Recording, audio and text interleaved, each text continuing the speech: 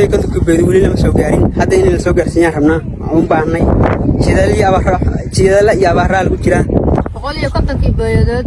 oo duraan bixiyay lama soo gaarin annaga marka waxaan ka codsanaynaa degmada reer Galdogob madaxda iyo wasiirada baad iyo biyo wixii nala heli karo inay noo soo degdegaan baan ka codsanaynaa wasiirada reer Galdogob iyo madaxda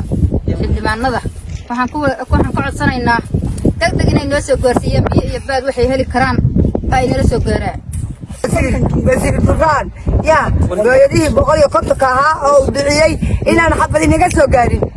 xabadiinaysan naga soo gaarin baan anagu soo gudbinaynaa waxa weeye madaxda iyo reer Galdogob iyo xildhibaanada waxaan ka codsanaynaa biyo iyo baad waxa la lagu haynoo heli karaan oo nafa inay naga soo tiigsadaan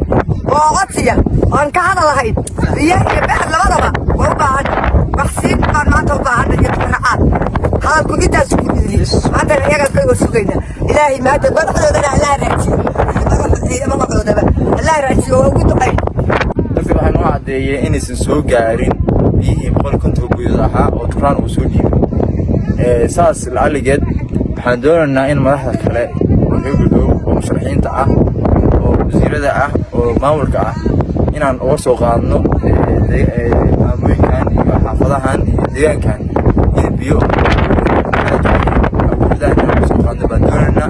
baraagtan hadda waa u jeedaan waa eber